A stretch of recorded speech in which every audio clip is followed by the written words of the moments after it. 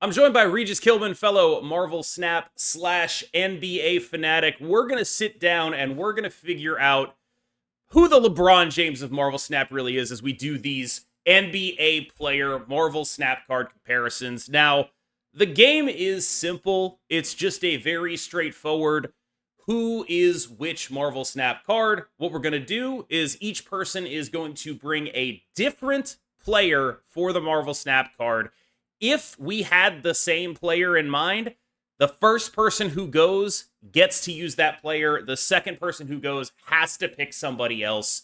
I am going to, given my home court advantage, donate generously, I feel, the first pick to Regis, and it's already on screen because we already know what the comparison is.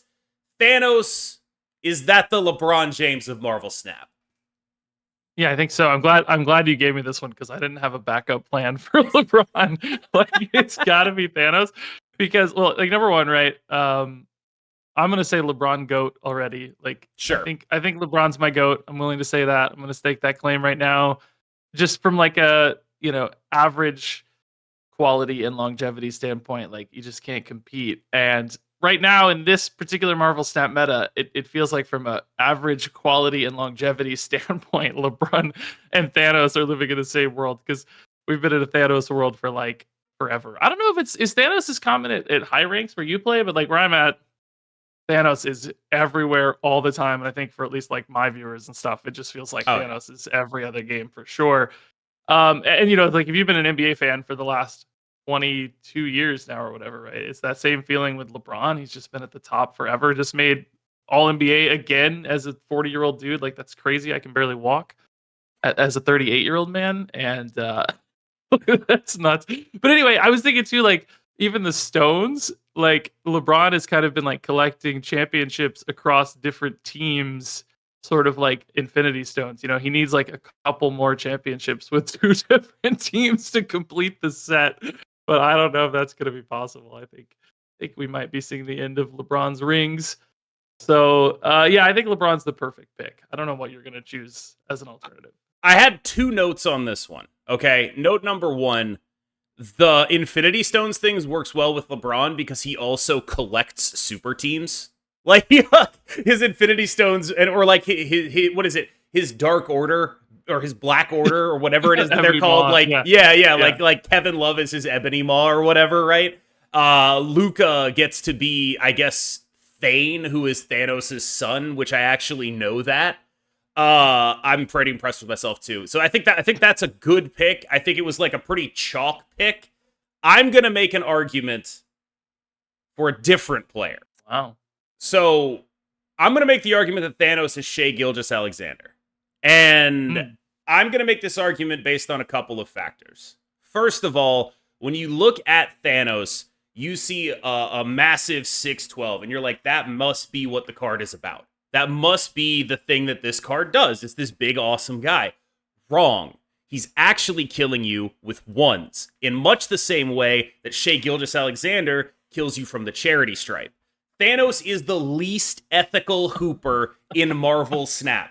There is nobody who is more hated than Thanos, in much the same way that there is nobody who is more hated than SGA in current NBA context. There is a very real movement of just calling SGA not just a free throw merchant, the free throw merchant, in much the same way that Thanos is a Stones merchant. In addition, Thanos right now succeeds best surrounded by pieces that are very specialized to their role. I don't know how else to describe the Oklahoma City Thunder as other than Thanos and a bunch of tech cards. I have never seen a player in an NBA uniform who is more of a tech card than Lou Dort. That is the Cosmo of the NBA. This is a guy whose gameplay feeds everyone else, but you think it's about one thing, it's actually about the ones. You're like, oh, it's about everything else. It's not. It's the ones. You take the ones away, he is not who he is. Thanos is Shea Gilgeous-Alexander. Yeah, I think that's a reasonable argument. Thanos, the foul merchant, huh? Like Yeah. That's That's what I'm unethical gonna say. hoops. Or Shay the Mad Titan. Maybe it's that actually. That's a new nickname. Like we're gonna make that popular on Twitter. That's Yeah. blowing up. Yeah, I can see that. It's funny. I actually come to a lot of my NBA interest comes from being a Kentucky basketball fan. Like my Mm. family's all from Kentucky, and I've watched Kentucky basketball since I was like literally a baby, right? Like forever. So that's really my like basketball connection was Kentucky first, NBA second, and Shea is a Kentucky guy. Yeah. So I'm not as anti Shea as most. Like I have a little soft spot for my Kentucky boys always. So I'll grant you have some logical arguments, but I'm just gonna say I'm actually kind of pro Shea. Sure. I wouldn't even hate if Oklahoma City won, to be honest. Wow. I know. I'm now the villain. I like that they. Well, number one, I like that Shea's kind of a mid-range guy almost too, right? Like, Yeah. This era of threes is sometimes fun, but sometimes frustrating. I think to watch as a fan, and like Shea has shifted that around a little bit. Frankly, Ant as well is a little bit more comfy in the mid range too. That's a fun little pairing there in that series. But yeah, no, I'm sorry to not be dramatic and argue with you and call you crazy. I think you're logical, but at the same time, I like Shea. I get it. Pro And Shea. like I do feel like the strongest argument for the LeBron thing is the longevity. Like basically as long as people remember Marvel Snap, Thanos has been around. As long as a lot of people remember basketball, LeBron has been around. Like that argument plays to me. I just felt like I really wanted to drill down into the unethical hoops part of this. Like I could have gone James Harden, except he loses in the playoffs. Thanos is still there, right? Like I wanted to make it clear that this was unethical hoops. Thanos is unethical hoops. He's doing something different than every other card. Yeah, no, I feel you. I think Jokic could have been a reasonable answer too, just from like his Yeah. dominance. Like that's Yeah. that's a good one. We'll save Jokic for somebody else. I had a better idea, I think, for Jokic. We'll see if it actually ends up coming up. But I do actually. You know what? We'll jump in right into my Jokic comparison. That's what we're gonna. Okay, do. yeah, you're up. You're Yeah. up. Yeah, go for it. This is my Nikola Jokic comparison. Nikola Jokic is someone who manages to be an incredible scorer at the position in so many of the traditional ways. This is the tallest guy on the court a lot of the time. He is great getting the ball in the basket from the post, an excellent player with a ton of moves. But what makes him truly special is his ability to assist teammates and his ability to create synergy and to work into other synergies.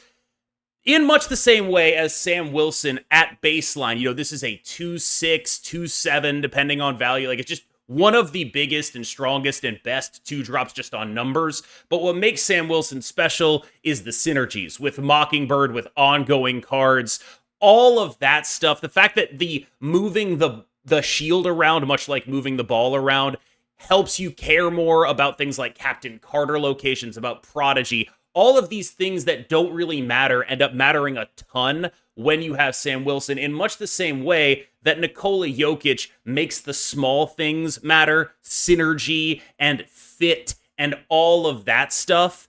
Sam Wilson, the greatest assister in Marvel Snap, Nikola Jokic, the greatest assister in modern basketball. That's the argument that I'm presenting here. I like that. Number one, like you're prepared, dude. I'm not gonna have nearly as good of arguments as you, but I do like that. And I will say too, from a Marvel Snap standpoint, like I'm kind of sick of seeing Sam at this point, but I think his design really impressive. Like just so many times I was playing a deck and like, oh my god, the shield is doing some awesome thing I didn't expect, and it's creating this opportunity. Like the obvious like Mockingbird example, Zoo, and it was a one drop, right? But there's just so many other little things now, like spacing with Captain Carter and stuff. It's just this really elegant card design. So like A+ to the Marvel Snap team from that standpoint.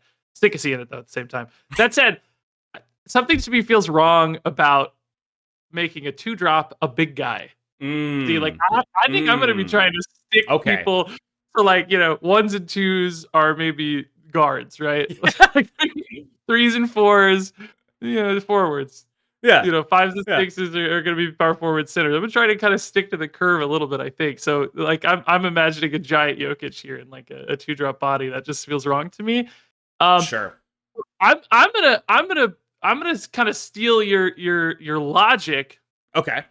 but pull up the true king of assists. Could have done Magic Johnson, I guess, but he's big, he's tall.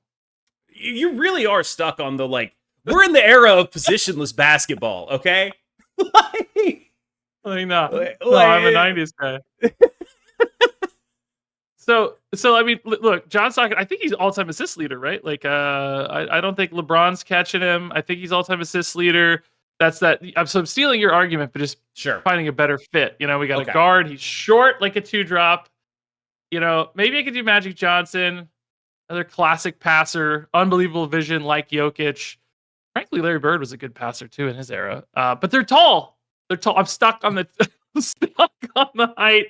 So I'm taking a guard, and I'm going to say that Sam Wilson is John Stockton for all the same reasons. I'm just going to steal your logic, but just fit it better.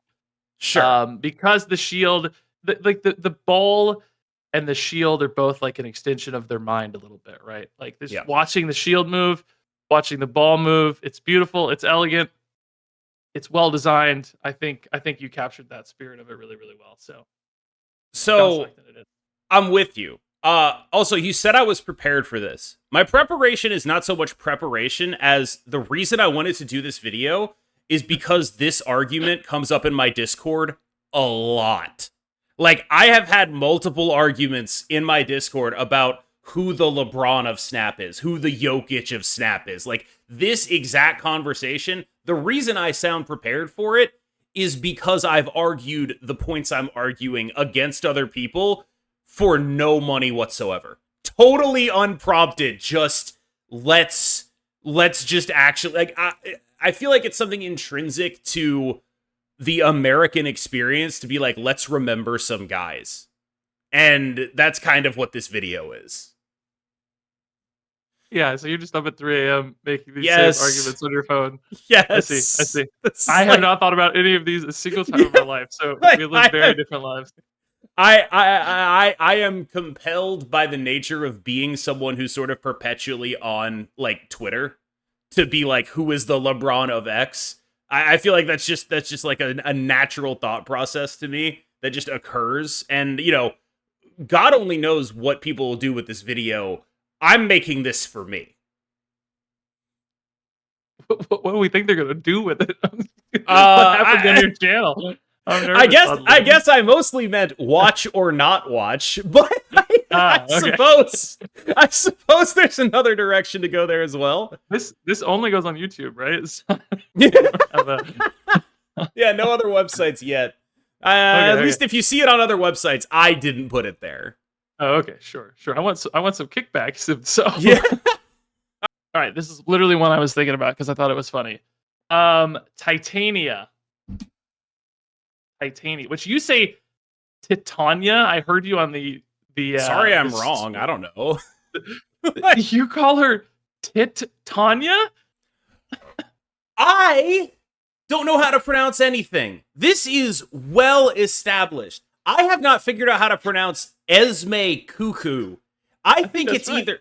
That is right, but I've been calling her Esme Cuckoo for a month and a half. So, like, no, this is a normal thing with me. You are not allowed to clown me on pronunciation. Everyone already knows that it's wrong. Everyone knows that what I say is dead wrong. I try my best, but when I get a wrong pronunciation in my head, it's impossible for me to get it out. It cannot leave. That. Like, I'm also defensive of my pronunciations, but this one just blew my mind because it's so clearly based on titanium, and her name is Titania. But wait, it is? It's not clear. That is not clear to me. I thought it was like the fairy from Midsummer Night's Dream. I just can't believe you went with the Tit-Anya option of all things. Also, I'm definitely pronouncing it wrong if it's the fairy from Midsummer Night's Dream, but I did not get the titanium bit. Okay, well, that's what I assumed. I may be wrong, honestly. I don't know Marvel lore, but I literally just picked this card because I wanted to talk about this with you. Thanks, man. I appreciate it. All right, great. But Thank you for staging that intervention. I do have a good example. Okay.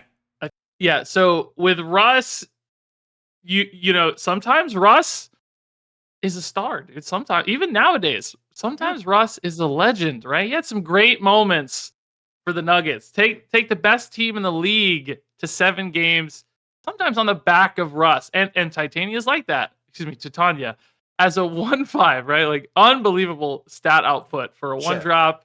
Russ is a stat stuffer for a guard, right? Small guy. He's small, he's 1-drop, right? I was thinking of my logic there. But man, can Russ freaking backfire? Yeah. Can Russ have his moments where things go wrong? There was like a stretch of that series is like 2 or 3 straight turnovers, just the stupidest passes. And at least when I'm playing Titania, that's how she feels for me, because I screw something up or she doesn't cooperate or the opponent does something really stupid and plays where they're not supposed to play. And Titania flies over the other side and she costs me a game. And Russ can do that. Sometimes he can win you a game. Sometimes he can cost you a game. That unpredictability, the uncontrollability, the inconsistency, that makes Russell Westbrook Titania in my mind. Okay. First of all, I'll pronounce her Titania from the rest of this video. You got what you wanted. Second of all, Amazing. This one's going to be the first pull. I don't know how much it's going to test people's ball knowledge, but it's definitely not a player that I think like everyone is familiar with. Tony Allen, the grind father.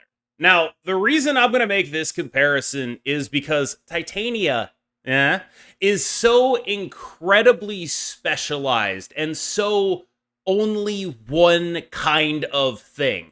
This is a card that works in a very specific context, in clog decks as a, I guess you'd call it, all defensive option. Tony Allen, the king of first team all defense, absolutely could not do anything else.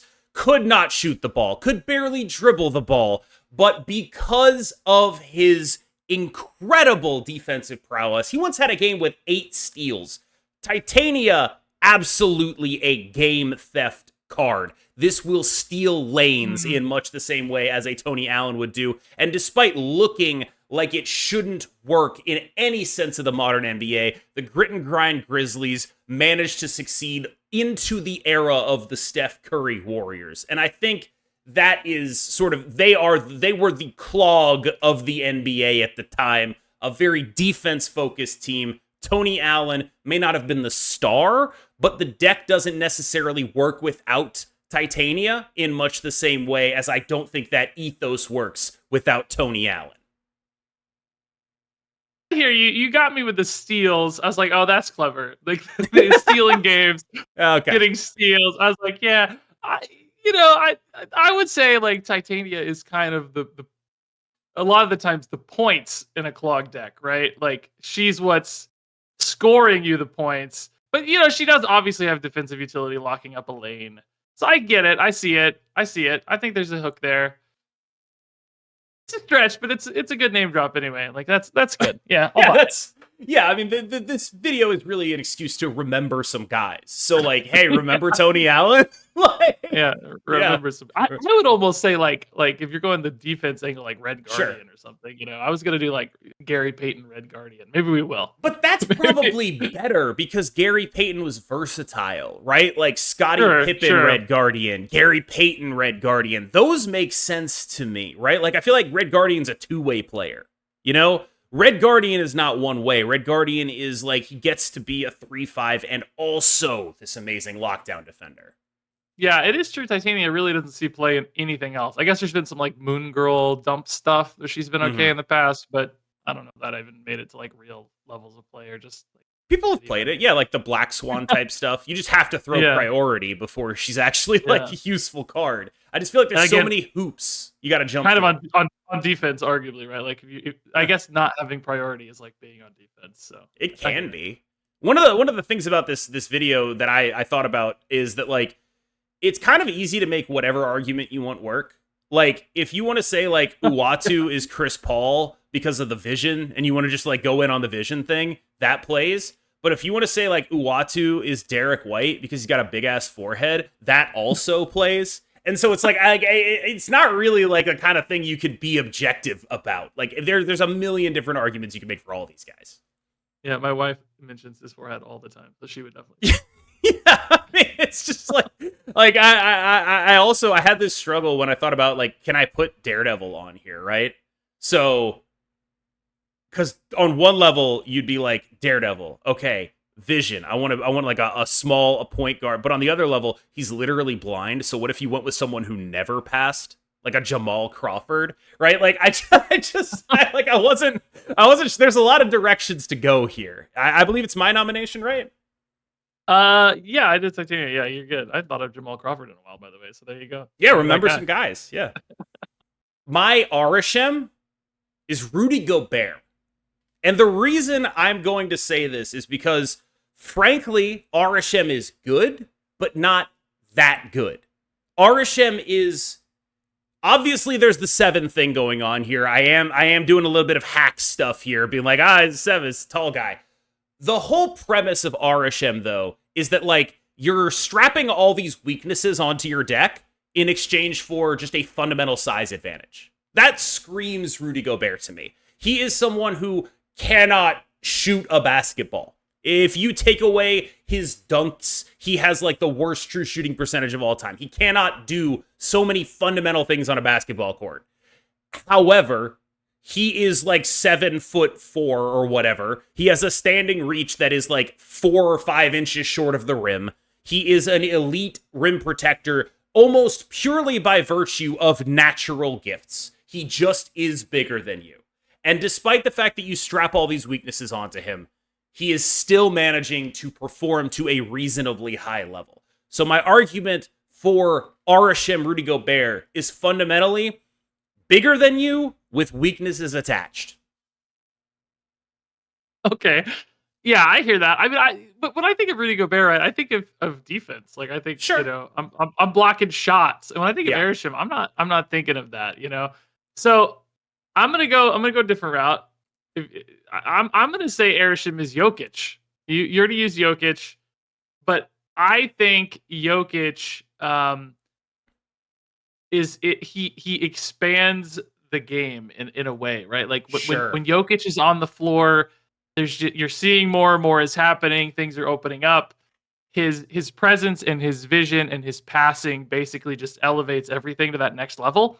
And often with the Nuggets in particular, lately I would say especially, it's a bunch of random guys. It feels like.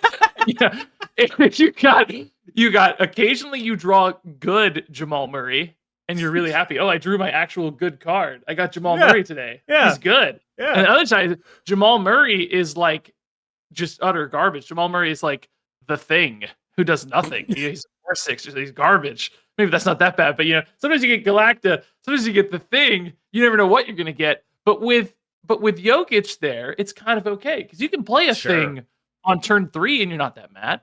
Okay, we can still compete.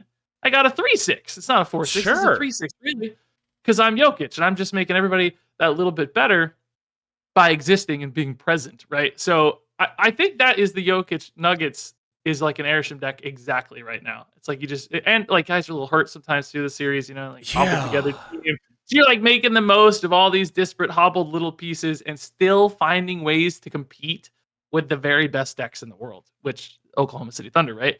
Yeah. So to me, that's like the perfect, not to mention he's a big guy. Also, you said it was a hack to name big cards after big players. It's kind of a hack, man. That's my whole strategy. That's my whole plan. It's the only thing I have. It's a little bit of a gimmick, okay? Like you're calling me a hack. I can't believe I'm calling you a size merchant.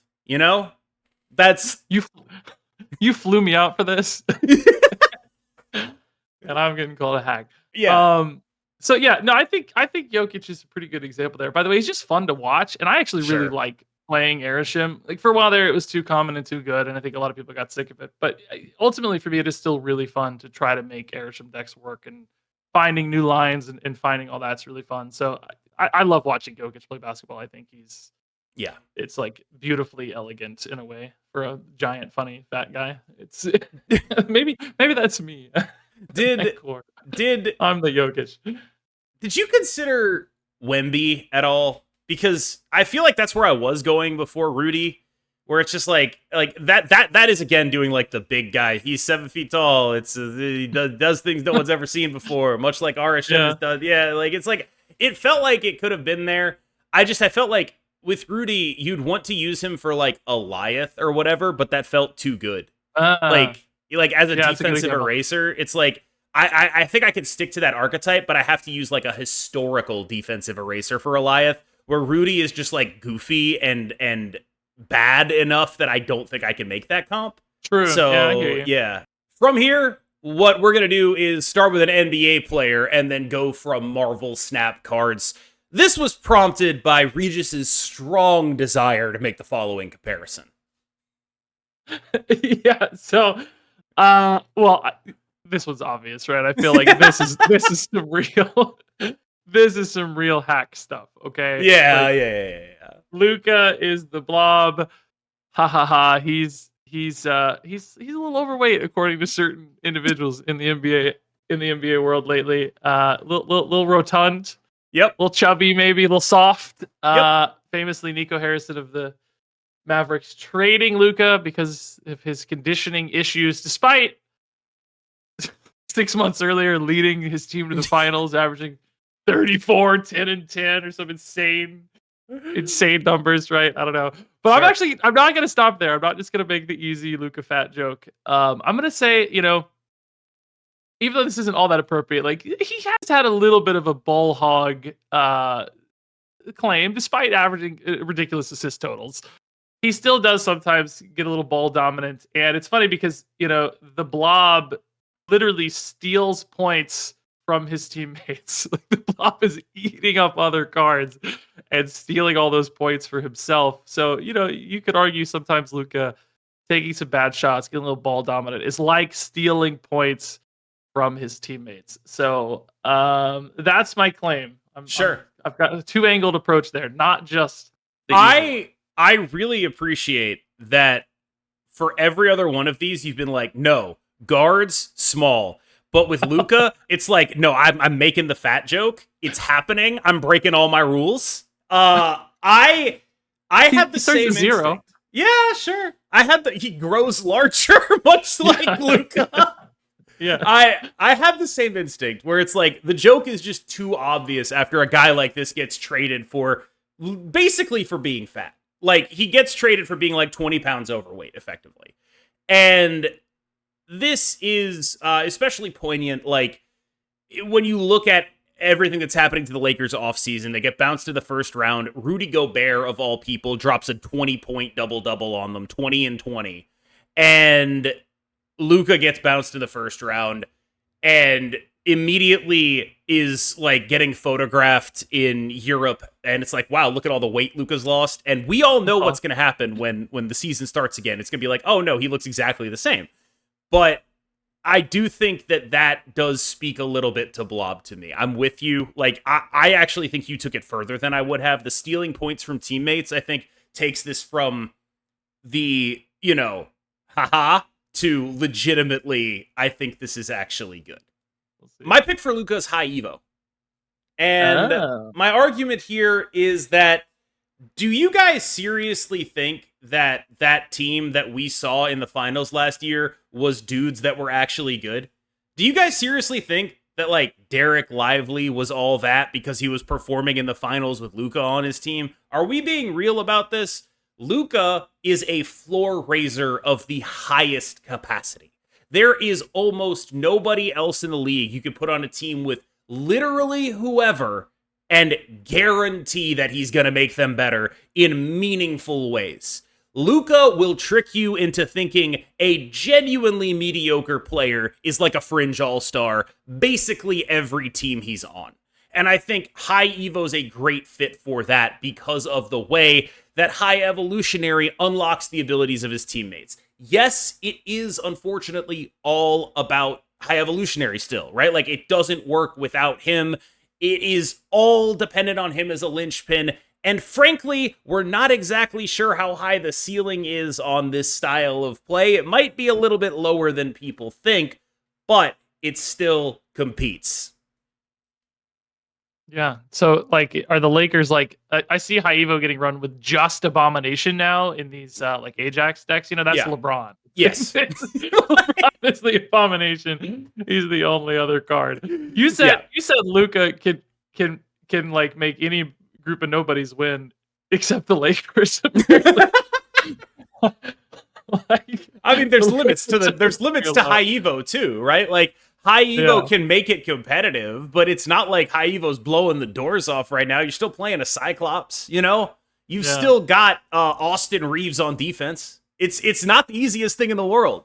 Like, so like for that Mavericks team was like Kyrie is the Wasp, I guess. I don't know. I guess in that analogy, Kyrie would be the Abomination. Like that, like the smallest guy on the floor, you know. Oh my God, we're still doing the height thing. Okay, I thought we'd evolved past that, but clearly we have learned on this video that RegisKillbin is a height supremacist. Well, I am pretty tall. Most people don't know that, actually. Are you actually? Most people think I'm short, but I'm actually 6'3", which is really not like NBA tall, but taller like, than me. For an average person, it's pretty tall. Most people like, I think because my camera points down at me, and I'm like, I don't know, they just think I'm short.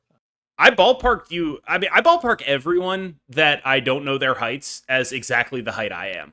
So, like, it's like you thought I was 5'3"? I thought you were 4'9". I actually have no idea how tall you are. I thought you, like me, were a hobbit.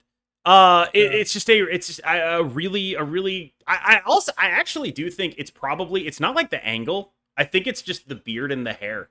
I think it's the beard and the hair give you like a puckish vibe that makes people think that you're shorter than you are. Puck being a reference to the Marvel character, or is that a word? No, it's the Midsummer Night's Dream again. Oh, Puck. Oh, Puck, the Marvel character, is probably a reference to Puck, Midsummer Night's Dream, though, isn't it? Yeah. Oh, yes. Yeah, I see. Okay. I have never made a Shakespeare reference on my channel one time. We've got two in the NBA episode. Yeah, I haven't thought about Shakespeare in 25 years. So. I have not. This is not a common thing for me either. It just came up twice. This one I think is actually legitimately hard. This one is like straight up. I think it's really difficult. You're gonna pick Jason Tatum, and he's just so boring. That is exactly who I picked. That is exactly the person I'm putting on screen. That is. I love it. I actually called it. Holy shit, that's funny. That's really funny. I live in St. Louis, by the way, so Tatum is beloved here. I have an in with all the hated, or not really hated, you know. Yeah, no, this is exactly like an incredibly predictable option for like guy people would know, but impossible to make comparisons to because there is absolutely nothing distinct about him in any way. We're gonna call him the anomaly, Jason Tatum. 4th in MVP voting this year. Legitimately get better soon. It really sucked to watch that series sort of hinge on an injury when Boston is actually the team that I've watched come back from down 3-0 before and like take that to a game 7. People are acting like it was a fait accompli, but I honestly don't know that it was until Tatum got hurt, and it does suck to see a star player go down like that. With all of that said, who do you have in mind for Jason Tatum? You know, it's really tough. It's hard. Number one, Jason Tatum's from St. Louis, where I live in St. Louis, so shout out to my St. Louis folks. I'm gonna say this doesn't really make any sense. I'm gonna say Morph. Oh my god, no, I get it because I was going the same way, but I think I've got a slightly better pull. I think I've got a slightly better pull than Morph for the same exact logic. It's like you play him. And particularly, like, I see this on Twitter all the time. It's like, how did my opponent play an Infinite on turn 3 or whatever? It's because he gets played out and immediately not noticed and forgotten, and like you don't see what happened. And sometimes he like sneaks up on you and actually wins a game despite his super boringness. And like that's kind of Tatum too. It's like he has 29. Like what? He hasn't done anything all game. Like what? Where did that come from? I didn't see that happen. How did he end up with 29, 12, and 7? Like, what? He barely played. And I guess Morph is kind of that same way, like forgettable, but can do like sneaky things. Can also kind of disappear in low roll. So I guess, yeah, I think Morph's a pretty good example actually for Tatum. Similar concept here. I'm going Copycat. Copycat obviously because Jason Tatum loves copying the like mannerisms and sayings of other NBA players. That is A1. But also I think that this speaks to how good he is, where it's like this is a card whose floor is high, who is a performer even when not high rolling. The Celtics are so much worse without Jason Tatum because of his playmaking abilities. This is a card that is just at baseline good, consistent. Nobody is going to call it the best card in the game, but it can be the best card in any individual game that it is in. Copycat is my Jason Tatum, both for the haha, we did it, copying KG thing there, and also because genuinely great card, probably underappreciated, high floor, consistent performer with massive high roll potential. Yeah, she's definitely like fourth in MVP Yes. MVP voting status. Like that's definitely you feel that. Copycat is very good, by the way. I think it played enough. I don't think I should run Copycat more. Great card. I love cards like that for videos in particular. Just like, oh, cool, awesome, random thing happened, and then it's like, oh no, it's a hobgoblin. God dang it. that is kind of the Jason Tatum experience. Yeah. I've got a really good gag for this next one. So I'm gonna pull up another player real quick. Yeah, Jason Tatum's running mate, Jaylen Brown, and this one's purely a gag.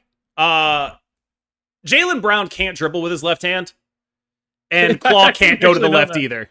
Claw can't go to the left either. So it's purely a gag. Jaylen Brown, like, he famously can't go left. It's like a weakness that the Heat keyed into. It's a weakness that basically everyone who plays him keys into. Claw famously cannot go left. And I think it was a choice between this and it's just like, this is kind of, it has to be the joke that I make here. Jaylen Brown is Claw, a sort of one-track mind kind of player who really only has like a couple of modes, fairly limited in terms of creativity, only does a couple things, but he does it really well. Yeah, no, that's a good fit. I actually didn't even know the left hand thing, to be honest. Oh yeah, I didn't even realize. He's got a poor left hand. That's a great call out in that case. Yeah, I always thought Claw, like I don't know, man. I feel like it would be really cool if you could change it somehow, but Marvel Snap never has any like after play decision making. You know, like once a card is down, it just does its thing. There's no like choosing or anything, which is actually really elegant for playing on phones. But anyway. God, do I have to think of an example now for him? Oh my god, dude. I need like three cost. you gotta pick a 3. Yeah. I'm like thinking about 3 cost cards, thinking about like cards that are like kind of second fiddle, but actually sort of good, maybe. Yeah. All right. So this is I think I got a good one here, right? I'm gonna say Sebastian Shaw because he's really good. You know, very impactful, can win you games, but he's never been the guy that everybody talks about, the star, the number one guy. That's Silver Surfer. Tatum is Silver Surfer. They're called Silver Surfer decks. They're not called Sebastian Shaw decks, but like can still put up numbers. Can win a finals MVP because he just like tanks a lane or catches some location help to get really big, and is like a really strong, solid, reliable sort of second fiddle to the main guy, which is ultimately still Silver Surfer, but probably doesn't really win without Silver Surfer. Like you still have to have the Silver Surfer, right? Like he's not gonna carry a team by himself. He's not the number one guy ever. He's not a championship caliber player. As the number one guy, needs the help, needs that number one guy, but a really good, just solid number 2. Would you say Shaw is good for this, or would Captain Carter be better? Like, how complimentary do you want to be to Jason Tatum is sort of what I'm at, or to Jaylen Brown is sort of what I'm asking. No, that's good. I think it's fine. Captain Carter's. I'm like thinking about like helping teammates more. Like, maybe she does do a little bit too much in the way of assists to be a good Jaylen Brown comp. Yeah. Next up, Dikembe Mutombo. No, not in my house. Pretty straightforward comp here, I think. Yeah, I feel so lazy and so bad, but it's obviously Eliath for me. Sure. Like big card, big guy. Absolutely shutting down a location, blocking shots. Uh, you know, I would say Alioth is maybe a better all over card. Mutombo was like, very specialized, just a defender, not like literally Yeah. the best big man or anything. Alioth maybe a little better as a card than Mutombo is as a player on average, but still an icon, still a legend, still really frustrating, I'm sure, to play against in many cases. So I say I'm sure because I would never get a shot off. Well, yeah, because all Mutombo. the times you played against him, like all Yeah, of the vast personal experience you have playing against Dikembe Mutombo. yeah. So easy example, lazy example, but a good one. It fits. I think my example's honestly a little lazier than yours. I'm going armor for Dikembe Mutombo because I feel like you said, Alioth is like a little too good. Cosmo is like a little too good. Those are two-way cards. And armor is the only card I can think of that is like a purely one-way defensive card. Nobody plays this card offensively. Like, I get people are going to be like, oh yeah, you could armor the Deadpool lane. All right, whatever, man. That doesn't actually happen. Like, in practice, this is a one-way defensive card to protect your 10s from Shang-Chi in the same way that Mutombo protects the rim from slashers. Straightforward, just exactly the comp I want to make. I do feel bad about 2-3 to Dikembe Mutombo, one of the most giant men to ever live. But I'm sticking to my vibes-based thing here instead of your size-based thing. Yeah. Well, no, that's a good. I like that example. Yeah, that's true. Yeah, kind of the rim protector is the the big guy protector. It still makes sense. Like, Yeah. particularly like your Shang-Chi actually could almost even be an argument. Like I can kind of see the finger wag. Like Shang-Chi is like, I'm finger wagging you. Like, no, Yeah, like, nah. power must be controlled. Yeah, like nah. So anyway, yeah, that's good. Yeah. I kind of want to jump back to that. Actually, I think we're gonna go back to the other format for a second. Sure. I don't think there have to be any Yeah, rules. There's no committee really, reviewing our What you guys didn't follow the rules. You don't know my comments. I wanted to jump back to your comparison here. Shang-Chi. So this is one of the most ubiquitous dominant cards in the game, but it's also not going to win any games on its own. So here is my comparison. All right? I hope you're ready for this. Oh. Yeah. So I teed it up by talking about the basketball reasons why I want to compare Shang-Chi and Draymond Green. However, the non-basketball reason I want to compare these two is Shang-Chi famously kicks people. And I just don't think there's a better fit than Draymond Green for like sort of, I guess you call it like a defensive, sort of switchable, ubiquitous, versatile all-star who kicks people. That's Draymond Green. There's just nobody else. Yeah, no. Can I actually break the rules and just have the exact same pick for a very different reason? In that, Sure. I'm just so sick of him. I'm so sick of both, dude. I'm so sick of Draymond. He's just always up to something, dude. Always saying something like playing so annoying, and I'm so sick of Shang-Chi, dude. That's it. I am with you, at least as far as Draymond, where it's like, okay, man, I hate that he learned the difference between flagrants and technicals in this playoff run. I despise that. It's like he learned how to go Super Saiyan. It's like, okay, you found a new way to just like be the dirtiest player on the planet, while simultaneously, and this is so clear, being incredibly good at basketball. Like, people think he's just kind of like a goon out there, just like kicking people in the balls. And he is doing that. That is part of his repertoire. But I think people forget just how valuable an actual player he is. And yes, he's like a little bit washed now, right? But he didn't get all-stars on. It's not like he's a pure Steph Curry merchant. A lot of his role is defined by Steph, but I don't really think it's fair to describe him as anything other than a great player in his own right.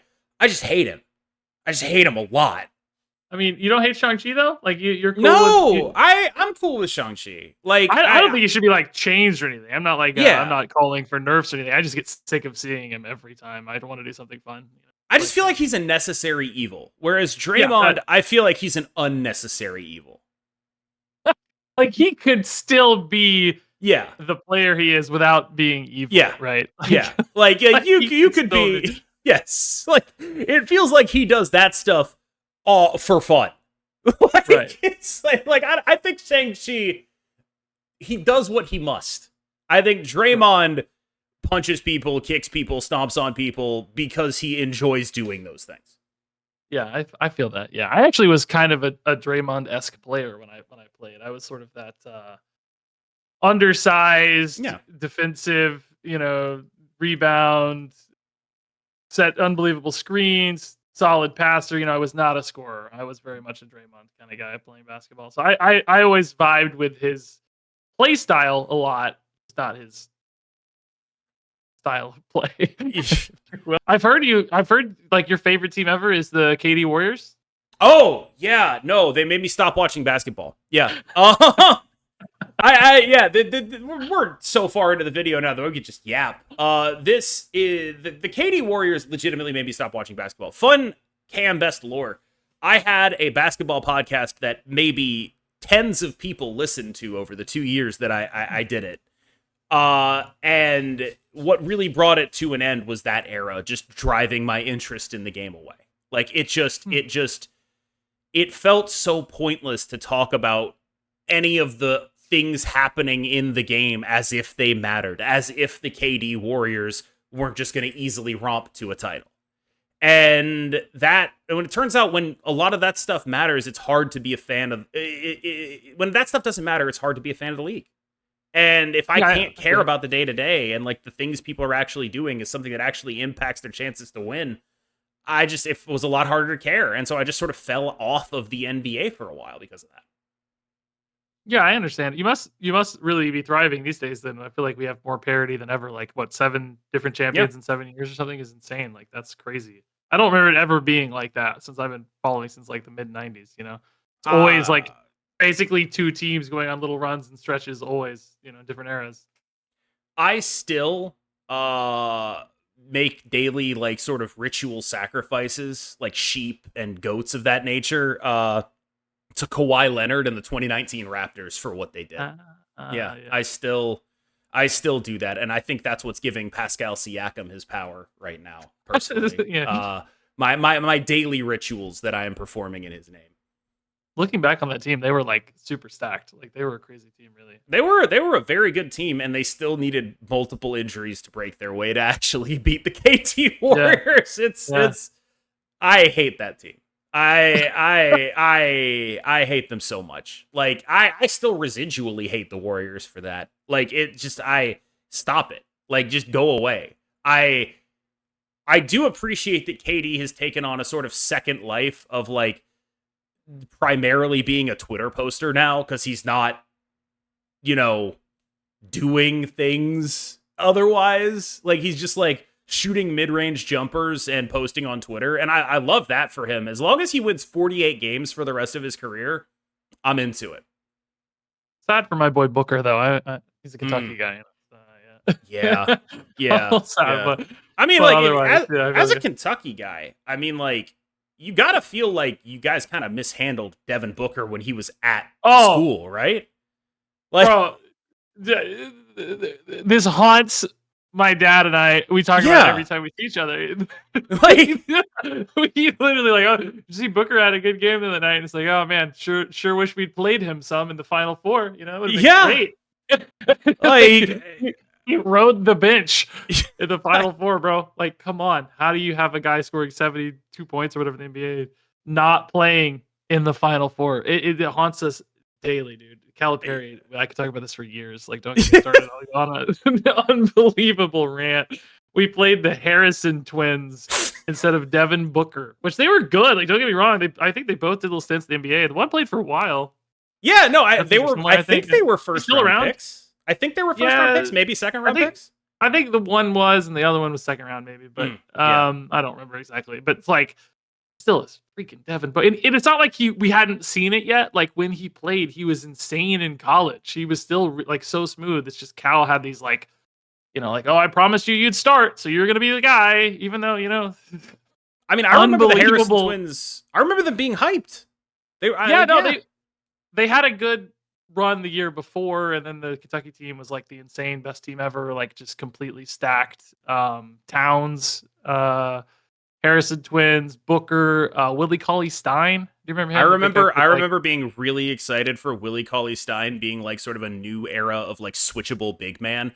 That did not happen. I hope I'm not getting my years mixed up here, but I feel like anyway, the team was stacked over the exact players where I don't remember, but it's been 10 years ago already. Yeah. Anyway, I'm not going to rant about this. I can rant about this forever. It's my dad and I talk about it literally every time we see each other. It's just crazy. Anyway. I have this mental image in my mind of Devin Booker in a Kentucky uniform just standing in the corner. Yeah, no, it's exactly right. That was his role. They were just like, go stand in the corner and shoot threes when you get the ball. And then he goes to the NBA and he is an incredible dynamic playmaker. It's really incredible. Yeah. Yeah, let's watch you lose to Wisconsin. Who's that guy in Wisconsin I hated so much? What's that guy's name? Frank Kaminsky? Yeah, maybe, yeah. Tall guy too, right? It was Frank, and then there was one other guy too. It was like a 6'9" guy. No idea. Can't remember his name. I think he did an NBA stint too. Anyway, it doesn't matter. We're way off track. I'm sorry. I got a chance to rant. So I brought it up. I hate Wisconsin like you hate the Warriors. That's what I'm saying. All right, so I got one more. One more for you, Cam. It's the easiest comparison in the history of the world. As you can see here in my picture, the Wasp is Patrick Ewing. Ah, interesting. Would you care to dive into that more? No, I'm kidding. No, it's obviously Muggsy Bogues. You just got Patrick there on the photo too. Muggsy Bogues, smallest player in NBA history. Wasp is the smallest card in Marvel Snap. I guess you could say the Hood is kind of actually Hobgoblin is kind of the smallest card, but we're going by cost and stat combinations, and therefore the Wasp is the smallest, tiniest card in Marvel Snap. And I will say too, like Muggsy wasn't just a gimmick; he was a good, solid player. Like, and I will say the same about Wasp. Like, I'm always surprised. It's not like something we see in the meta all the time, not a standout, but like she has popped into lists from time to time. I've seen her in like Lockjaw, of course, like anything with like Jane, like drawing cards, Lockjaw, I guess. But like even like hand size stuff where you're like trying to empty your hand a little bit. It's like Moon Girl, I've seen her pop into weird little lists. Not stuff that's like being played at a high level probably as much, but just like cool little like creative uses of this card. The fact that she was so small actually becomes a utility element. And that was true for Muggsy too. Like his size, while a disadvantage in many ways, I think was really secretly an advantage sometimes. It's just hard to keep up with, so quick and sneaky and tiny and just weaving in and out of people. I really thought that was so cool how much he succeeded in that world. Plus he was in Space Jam, and that's the greatest movie ever made. So sure. I am not even going to argue with you. This is like basically the perfect comparison. I will say this. I do a podcast with Jerry Thompson, Magic the Gathering pro legend, pro tour winner, elite gamer. Wasp is his favorite card in the game, basically. Like, he loves him a Wasp. And I do always sort of wonder, like, what if it turns out he's been right this whole time, and we are supposed to be playing Wasp in our Galacta decks or whatever. For me, I value, like, my cards doing stuff, I feel like, a lot. And so Wasp is definitely a card that has, like, some potential massive downside. But, yeah, I mean, I'm going to break the rules of the game, and I'm going to say I 100% agree with you. And that, I mean, I think we've broken the rules of the game 75 times at this point. But yeah, Wasp, Muggsy Bogues, perfect. Absolutely with it. Love it. Do want to shout out Isaiah Thomas with the A, another short king. Finished 5th in MVP voting one year, which is absurd for a guy who is 5'8". Is he 5'8"? Man, I didn't realize. Yeah, I think he's 5'8". I want to say, I think he's like 5'8" or like 5'9". I don't know. Exactly. I believe you. I was thinking like, 6 feet is short, but no, he's definitely 5 something. He's 5 something. Yeah. I know that for sure. That's crazy.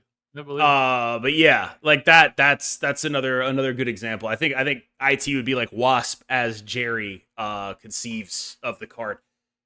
RegisKillbin, thank you so much for stopping by and engaging in perhaps the most unhinged video ever to be uploaded to my channel. Well, that's a high honor. I'm glad to be a part of it. I would want nothing else. Do you want to shout yourself out? I just assume everyone already knows you, but like, please do it anyway. I don't assume that. I just assume nobody cares. I mean, my name is on screen if they want to Google it. It's right there. Like, Google me, Chuck. Google me, Chuck. Yeah, exactly. Yeah, I mean, literally just, whatever. I make Marvel Snap videos. They're going to be worse, like, than yours as far as, like, that's not true. Well, okay, like, we do different things is what I mean. Like, you're going to talk about smart things and, like, showcase genius level intellect Marvel Snap stuff, and I'm going to, like, make jokes about Wasp and Muggsy Bogues more, I'm not gonna do anything to. I mean, I play real decks from time to time, but I don't do it especially well just for fun, goof off. So I'll give you a better plug. I'll give you a better plug. Sure. Regis is like the single most fun Marvel Snap creator on the entire planet. Like, if you want to enjoy yourself rather than not enjoying yourself, great call to go watch a RegisKillbin video. Who do they watch if they don't want to enjoy this? Me.